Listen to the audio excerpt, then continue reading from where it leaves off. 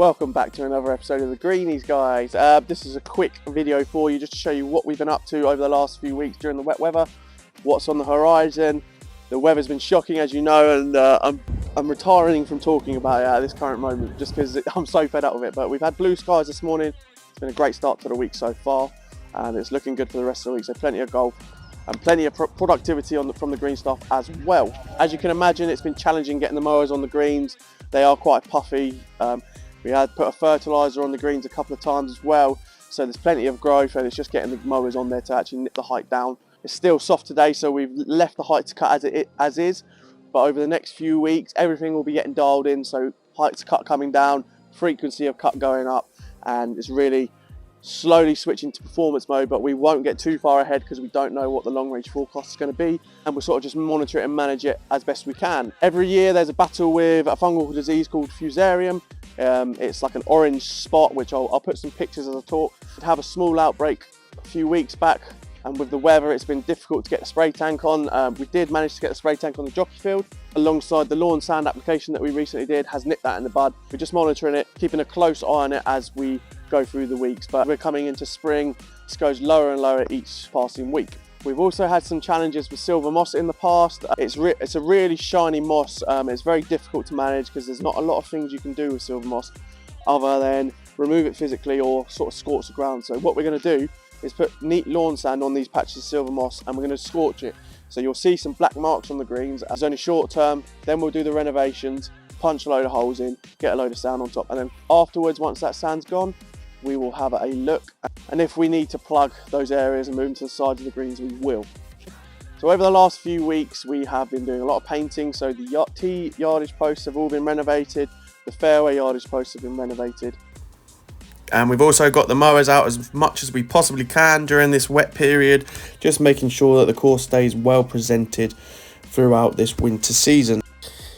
Bins and ball washers also been cleaned out as well, and the markers have also had some new spikes put in the bottom and given a good clean up ready for the season. Kieran has been super busy with machinery. He's been an absolute godsend.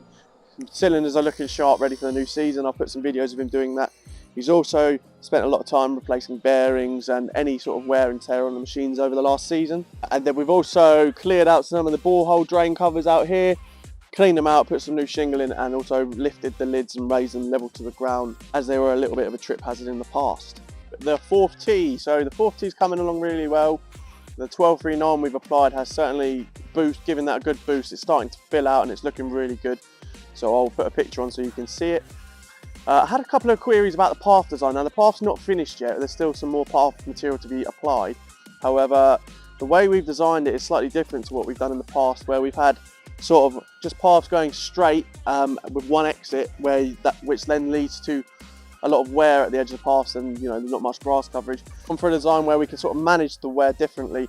It's almost a trial, but I think it will be effective, so we can manage the wear where people exit off the tee path. Another factor that comes into that is the amount of path we have on the course. Obviously we're on common ground, so everything we do has to go through a planning approval. I was told that it would be very unlikely that we would get approval for any more paths, so we had to work with what we had almost. We did widen the path as well. Overall, I think the path will be effective as we can manage it with stakes and ropes as well. Tee overall is looking really good, and it's gearing up ready for the opening. I'm not quite sure when that will be, but I will give you a date on the next update.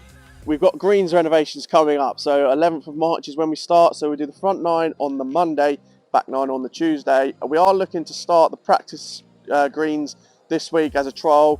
It's nice to get into a bit of a flow, so we're ready Monday just to crack straight on. Not going to be a lot of change to what we've done in the past. It'll be a 17mm solid tine, as deep as possible, plenty of sand, and then followed up with a Procore, and then just working that sand in. And before all that, there'll be a double vert cut and cut as well to greens and approaches. And then don't forget there's a divot day, so we're divoting the fairways that week on the Thursday and Friday. Please join us. More the merrier. It really helps making sure that we can replace a lot of the divots that have been taken over the last year. And then in between all of that, we've been delayed slightly with the weather, but the bunker sand levels are being done this week, so we have edged them up as well before in the wet weather, and now it's a case of getting the sand levels correct, getting a whacker plate and our little prod stick, making sure that all the depths are correct, compacting it down, and then we'll switch back to our Australian style of rake, which means that the season is slowly creeping up on us. So we've got paths to finish off as well, which will be done as and when we can. Some more holes to fill, and then we'll go over the top of it with a Norwegian granite that we use. That's that grey dust type material. The irrigation system will slowly be fired up in the next coming weeks, and we will begin auditing, making sure everything's lined up for when the warm weather arrives. Sam's done a good job at levelling the heads and carrying out the final upgrades to the greens. And then also we'll be doing a furniture audit as well, so everything that's cemented in place will be looked at and given a bit of TLC as well, so it's looking nice for the season. So it's quite a lot, but we're going to cram it in and crack on as much as we can before things start picking up and all of our resources sort of go into presenting the course for the season ahead. I always find it a useful exercise to look back at previous years and see where we're at. This is a video taken from last year. As you can see, the 17th and 8th fairways were really struggling, and we put extensive work in the spring to get them back. Overall, that was a great success, and the course is in a very good position coming into the new playing season, although bear in mind that there's the potential for some tough weather still in the next coming months. So overall, in a very good position for this time of year. That forecast looks good for this week, so I hope you have a wonderful week playing golf. Certainly happier today than we were on Friday. I guess we'll see you next time. Thank you very much for watching.